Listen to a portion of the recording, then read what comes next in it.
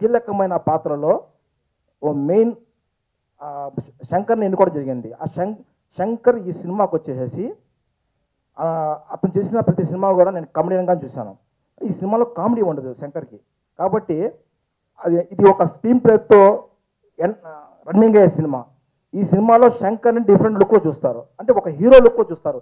Comedian కూడా hero ఎందుకు చేయకూడదు, చేస్తే ఎలా ఉండిద్ది అంటే శంకర్ చేస్తే శంకర్ని గుర్తుపడతానికి చాలా కష్టం ఉందండి సినిమా గురించి. కాబట్టి ఈ ఫస్ట్ లుక్ చూసే అందరు గ్రహించవచ్చు శంకర్ ఎలా ఉన్నాడు, ఫస్ట్ ఎలా ఉన్నాడు, ఇప్పుడు ఎలా ఉన్నాడు.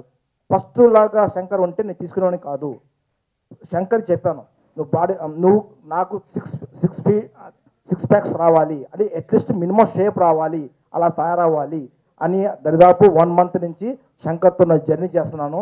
అలాగే శంకర్ కూడా కష్టపడుతున్నాడు సినిమా గురించి.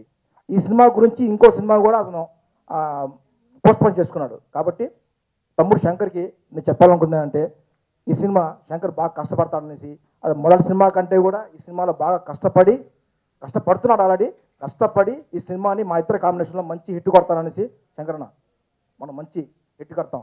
అలాగే ఓ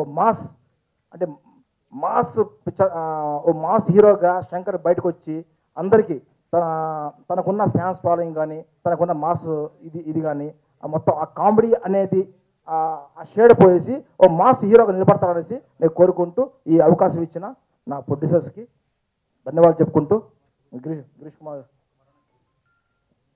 మీడియా మిత్రులందరికీ ధన్యవాదాలు తెలుపుకుంటూ సెలవు తీసుకుంటాం sir. Thank you very much. ఏంటండి వీడియో నచ్చిందా? అయితే ఓ లైక్ వేసుకోండి, లేదంటే ఓ కామెంట్ చేయండి.